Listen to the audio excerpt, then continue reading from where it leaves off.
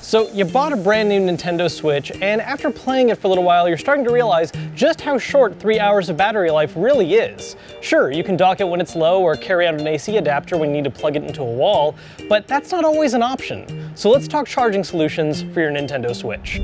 Now, of course, an obvious solution is battery banks. Now, the Switch's power draw is pretty intense, but it's just low enough that most conventional battery banks you buy today that'll support tablets, it's going to charge just fine. It's not going to have a very fast charge, but it's going to keep it alive while you're actively playing.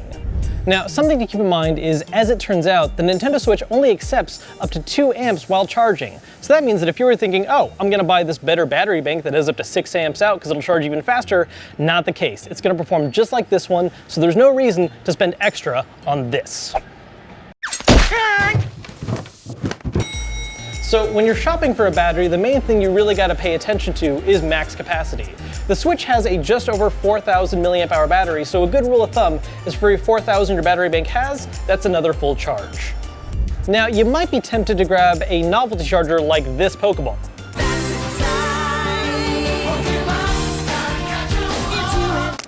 But really, you're better off just sticking to a more traditional battery bank because it more easily fits in a portable carrying case.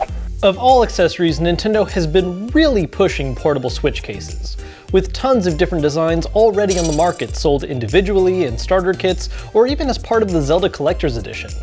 These are just perfectly large enough to fit your Switch, a battery bank, the Switch AC adapter for extra charging when need be, and of course slots to fit any of the games you own physically. Like I said, the charge gain from a battery bank will only be enough to barely counterbalance the Switch's power draw, so you're gonna need to keep it plugged in constantly if you want to play non-stop, with the system getting barely over 10% of battery after an hour. Now, one of the benefits of the Switch using USB-C as opposed to any kind of proprietary design is just how much third-party support and options are out there already.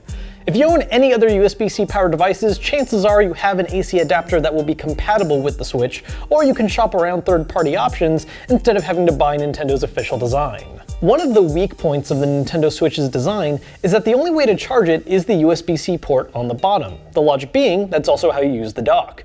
But this leads to problems when the system is in kickstand mode, as you can't exactly easily plug in a cable if you want to charge and play at the same time. Using a phone dock, you actually have a method of keeping the Switch's screen standing up and charging at the same time, with the option to plug it into a nearby wall outlet or run it into a battery bank, making for an excellent portable setup if you want to do local multiplayer games on the go without needing to take breaks for the system to charge. Like I said before in my review, the Switch is at its absolute best when used in its different portable modes, so this is all stuff to keep in mind to make sure you get the most out of it.